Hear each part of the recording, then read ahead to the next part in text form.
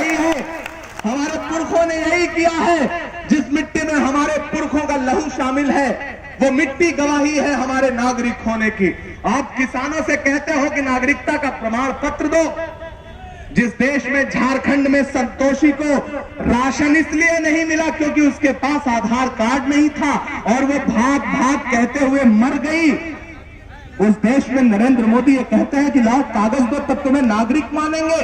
मुझे कभी कभी हैरत होती है कि कितनी बेहिस सरकार है। मैं तो नरेंद्र मोदी से कहना चाहता हूं कि कुछ कर नहीं सकते तो उतर क्यों नहीं जाते? कुर्सी है तुम्हारा, ये जनाजा तो नहीं है।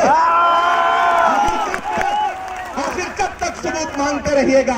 जिन किसानों ने अपने पसीने से इस देश की मिट्टी को सींच करके अनाज उगाया, तब तुम्हारे अंबानी और अडानी के गोदाम भरते हैं। उस किसान से कहते हो कि लाओ नागरिकता का प्रमाण पत्र दो। जिन आदिवासियों ने अपने तीर और धनुष लेकर के जंगलों की हिफाजत करके खूबसूरत पेड़ उगाए, खूबसूरत पेड़ों की रखवाली की, अब तुम उनसे कहते हो कि लाओ कागज दो। कहां से लाएंगे वो कागज?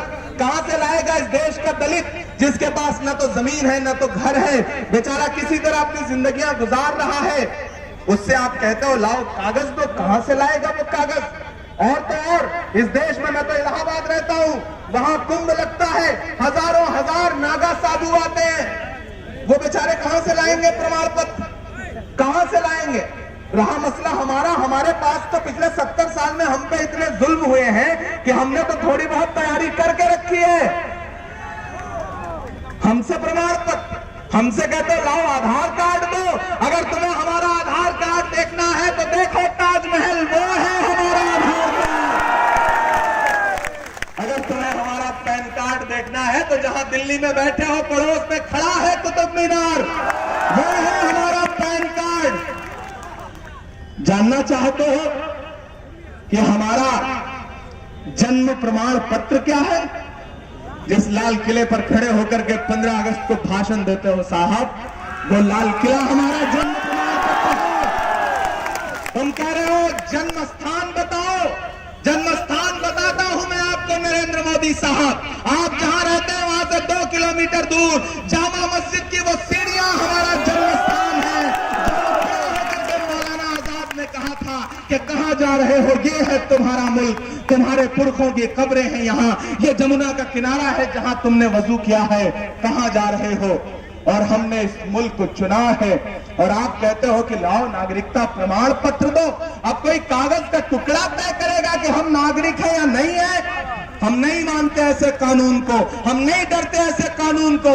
मेरी नई नस्लों, डरना मत, ये लड़ाई तुम्हारे वजूद की है, बिल्कुल मत डरना। तुम वो हो जिनके बुजुर्गों ने, जिनके अजदाद ने पहाड़ों के सीने चाक किए हैं। तुम वो हो जिनके बुजुर्गों ने अंग्रेजों के छक्के छुड़ा करके उन्हें वापस इंग्लैंड भेज दिया है। और तुम वो हो जिनके बुजुर्गों ने दरियाओं के रास्ते बनाए हैं। तुम वो हो जिनके बुजुर्गों के घोड़ों की टापों ने दुनिया नापी है। तुम तब नहीं डरो जब 72 थे, तुम तब नहीं डरो जब 313 थे। आज क्यों डरते हो? आज तो आधा हिंदुस्तान सड़कों पर उतर आया है। और मैं प्रशासन के भी दोस्तों से कहना चाहता हूं कि मेरे भाई, ये जनता की लड़ाई प्रशासन से नहीं है, शासन से है। शासन और प्रशासन के बीच का फर्क समझिए।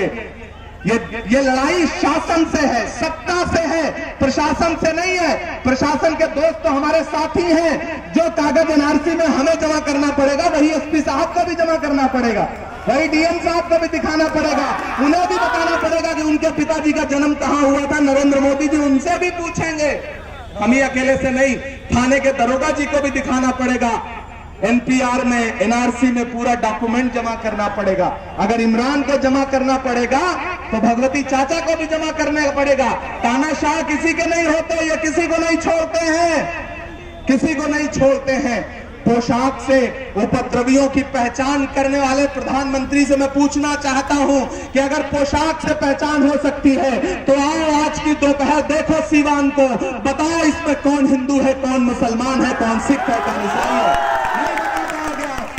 नहीं बता पाओगे क्योंकि आपका ये जो जुमला है, ये जो शब्द है आपके, वो इस देश की प्रस्तावना और आप जिस पद पर बैठे हैं उसकी गरिमा के खिलाफ है। अगर कपड़ों से पहचान हो सकती है तो बताओ, जो अभी डिप्टी एसपी पकड़ा गया है देविंदर नाम का, उसके कपड़ों से उसको कौन सा नाम दिया जाए? अगर पोशाक से पहचान होती है तो मुझे बताओ कि जब आपने 10 लाख का सूट पहना था तो आपको कौन सा नाम दिया जाए? आपको नरेंद्र दामोदर अंबानी कहा जाए या नरेंद्र दामोदर अडानी कहा जाए? क्योंकि कोई फकीर तो 10 लाख रुपए का सूट नहीं पहन सकता है। आपसे कुछ हो नहीं रहा है, आपसे देश संभल नहीं रहा है, इसलिए आपने देश को एक और आग में झोंक दिया कि लोग आपसे सवाल न पूछें, लोग आपसे महंगाई पे बात न करें, लोग आपसे गरीबी पे बात न करें, रेप पर बात न करें, आपसे एनआरसी के डॉक्यूमेंट सुधरवाने पे लगे रहे। नरेंद्र मोदी साहब, आप नारा देते हैं कि बेटी बचाओ, झूठा है आपका नारा, झूठे हैं आप। क्योंकि आप जब ये नारा देते हैं कि बेटी बचाओ तो दूसरी तरफ आपकी पार्टी का ही विधायक एक बेटी का बलात्कार करता है। आप नारा देते हुए भूल जाते हैं कि आपने जब कहा कि बेटी बचाओ तो आपको यह भी जोर देना चाहिए था कि भाजपा के विधायकों से बेटी बचाओ। आपके बगल बच्चा संगठन अखिल भारतीय विद्यार्थी परिषद के लोग जेएनयू में घुस करके एक मासूम सी बिटिया जिसका नाम आईसी घोष है, जो छात्र संघ की अध्यक्ष है, उसके सर में इतना मारते हैं कि उसे 16 टांके लगते हैं। और आप कह रहे हैं कि बेटी बचाओ, ये है आपका बेटी बचाओ। जब 3 तलाक पे कानून ला रहे थे तो संसद में लगभग रोते हुए नरेंद्र मोदी जी आपने कहा था कि मुझे मुस्लिम बहनों की बहुत चिंता है। अगर तुम्हें चिंता है मुस्लिम बहनों की तो किसी रात 3 डिग्री टेम्परेचर में चले जाओ शाहीन बाग, चले जाओ सीवान, देखो तुम्हारी बहनें बैठी हैं